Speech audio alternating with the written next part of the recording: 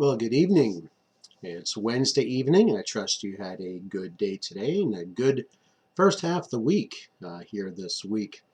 We're continue our look through the books of the Bible, doing a survey through each one. If you start from Genesis, we're the 22nd book in with the book of the Song of Solomon. Some things to learn from the book of the Song of Solomon. And a short book, not extremely long, certainly one that is not, at least when I was younger growing up, not one that was strongly urged to read, though I read through the Bible a number of times.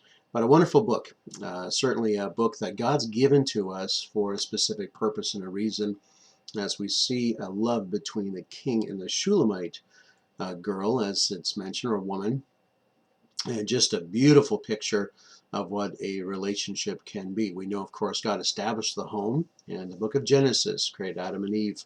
And of course, we know sin entered the world and tainted what God had created, of course. But we find a beautiful reminder of what love can be like.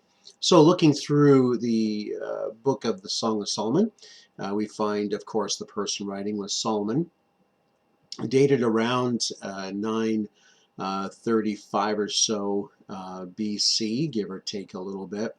And we find some verses. We'll look at one and talk a little bit about it, and then we'll look at some more. But Song of Solomon, chapter 2 and verse 5, it says, "Stay me with flagons, Flagons, pardon me. Comfort me with apples, for I am sick of love." Now, not sick and tired of it, but the flagons would be a cake of raisins that they would have, the nourishment. So looking for because you're faint with love. There's this great passion and desire for each other.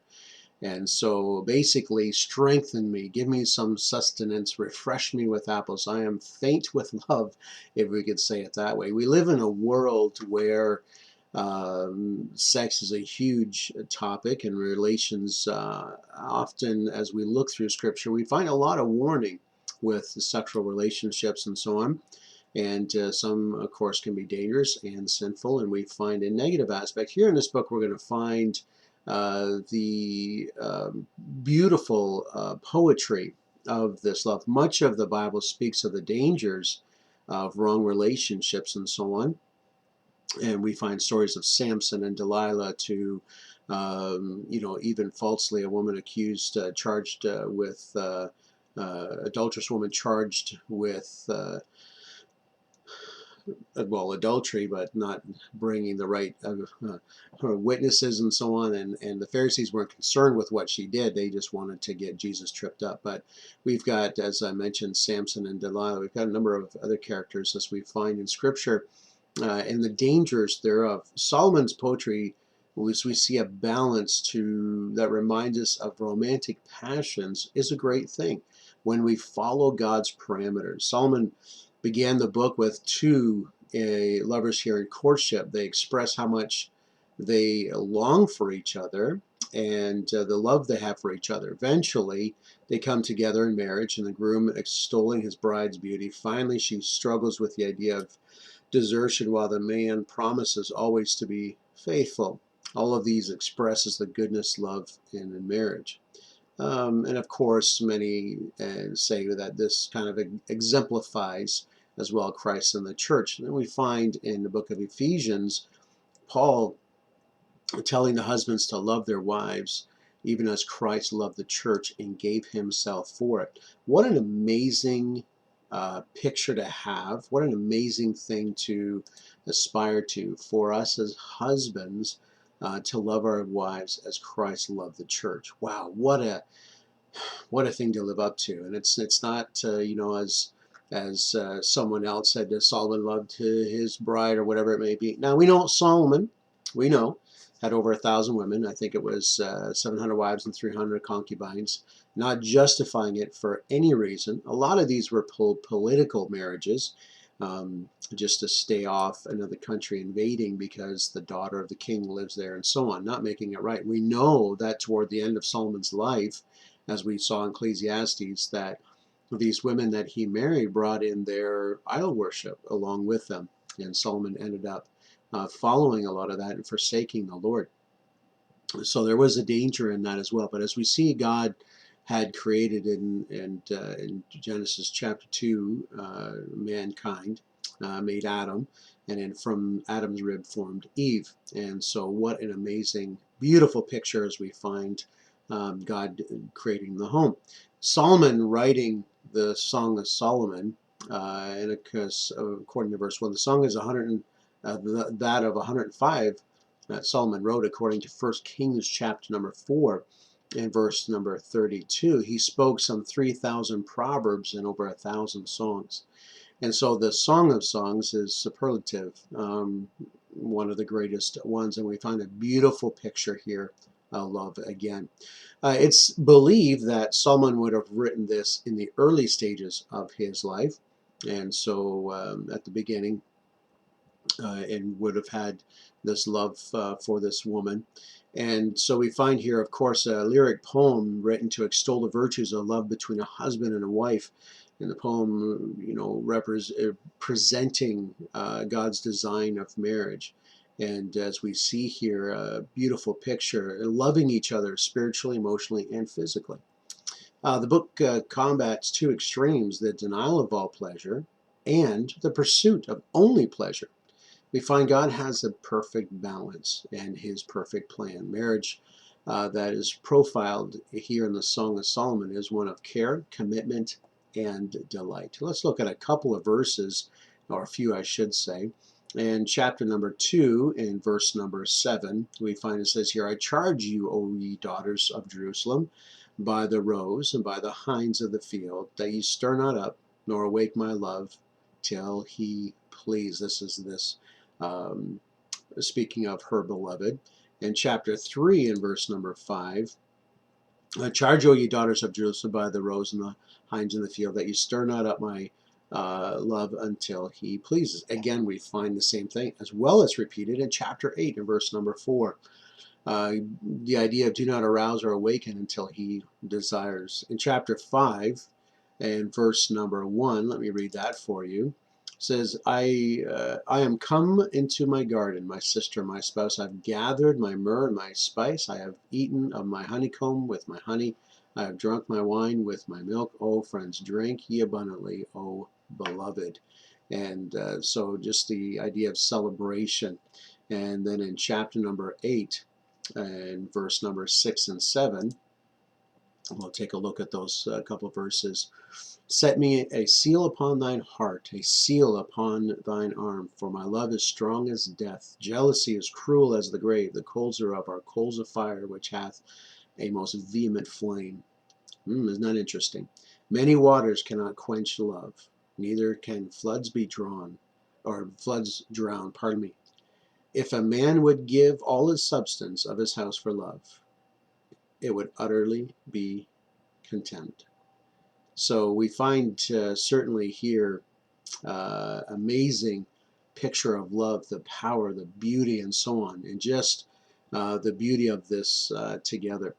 Looking at a brief summary here, the poetry takes form of a dialogue between a husband and a wife. We've got the king and the Shulamite woman. We can divide the book into 3 sections: the courtship, the wedding, and then the maturing marriage. So that'd be chapters 1 through beginning of 3, and then the wedding would be 3 verse 6 to chapter 5, and then we find the maturing of the marriage from chapter 5 through chapter 8. The song begins before the wedding as the bride-to-be longs to be with her betrothed, and she looks forward to the intimate caresses that he has. Again, remembering, going through the book of Solomon, do a little bit of a history search and a cultural research on this, and we find some things that we may not be in our North American be familiar with, and it's just a beauty as we learn of the culture and the customs of that day as we read that to get a clearer understanding. However, she advises letting love develop naturally in its own time. The king praises the Shulamite's beauty, overcoming her feeling of insecurity about her appearance, and the Shulamite has a dream in which she loses Solomon and searches throughout the country for him with the help of the city guard, she finds her beloved and clings to him, taking him to a safe place. Upon waking, she repeats her injunction not to force love. On the wedding night, the husband again praises the beauty of his wife. And as we find this beautiful language, the wife invites her spouse to partake of all that she has to offer. What a beauty of this wonderful picture that God has created in marriage. As the marriage matures, the husband and wife go through some difficult time. And as we find again in a dream, that Shulamite rebuffs her husband as he leaves, overcome with the guilt. She searches the city for him. And of course, as we find, instead of helping her, the guards do not inflict pain. And so we see as the song ends, both the husband and wife are confident and secure in their love, and they sing the lasting nature of true love as they yearn to be in each other's presence. And what again, a beautiful picture as we find what God had intended, I believe. Our world is confused of marriage and all that it means and signifies and so on. And people get married for all different kinds of reasons. And as we see what God has established, the prevalence of divorce and modern attempts to redefine marriage stand in a glaring contrast to the beauty of the poetry of the Song of Solomon. And here we find marriage in the Bible as the biblical poet is to be celebrated, joyed, and revered. The book provides some practical guidelines for strengthening our marriage. And there's so much out there on things that can help strengthen marriage if applied and given effort. There's also a lot of things that can hurt and hinder our marriages. And so just a few things. First of all, give your spouse the attention that they need and take the time to truly know your spouse. Hey, God has given every person a desire to be known and a desire for intimacy, to know and be known. And so give your husband and or wife the attention that God has established in a marriage relationship. Number two, encouragement and praise, not criticism, are vital to a successful relationship. It's easy to criticize. Why is it so hard to encourage and to praise? That's a great question. Enjoy each other, plan some getaways, be creative with each other. Delight in God's gift of marriage love and what the parameters that He has set. As we find a beautiful thing, when God establishes parameters, He is giving us boundaries we can stay in with safety. And when He says not to, we go outside those boundaries, it is hurtful. And so God only desires the best and for us. Number four, do what is necessary to reassure your commitment to your spouse. Renew your vows, walk through problems, and do not consider divorce as the first option or solution. God intended you both to enjoy a deeply peaceful and secure love in one another. And we know in this world of difficulties and hardships and insecurities and the effect that sin has and how it has wreaked havoc. Um, Marriage takes work. This relationship aspect takes a lot of work and commitment, and so we need things that help us in this regard to be better mates, to be equipped to help one another. And pride is not one of those things that helps us in our marriage at all. And so seeking God's wisdom, being humble, and being willing to apply ourselves to that which we need to do as far as our roles prospectively in our marriage.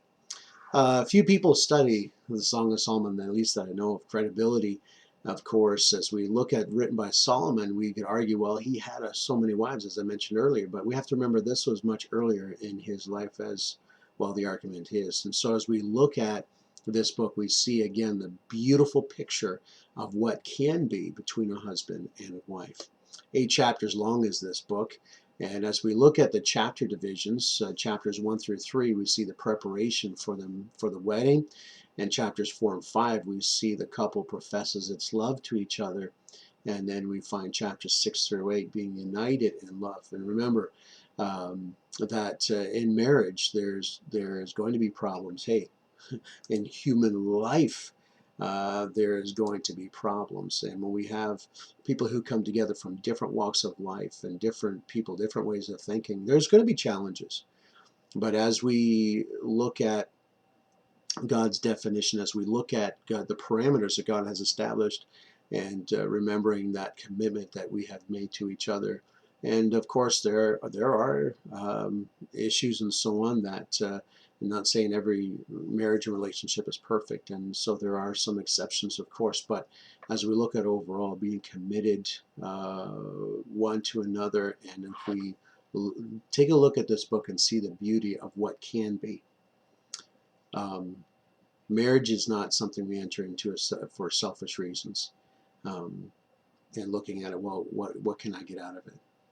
It is something we need to look at and say, for as we look at love for the other person is denial of self.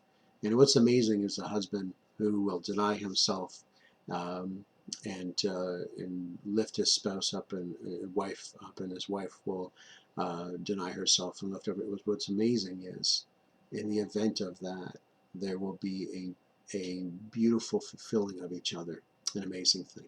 Well, thanks for joining me through this book of Song of Solomon. Certainly a beautiful book. I hope you take the time to enjoy and just see. And maybe it'll spark some reminders in your mind as well. So thanks again for joining me. We'll look forward to seeing you next week. God bless.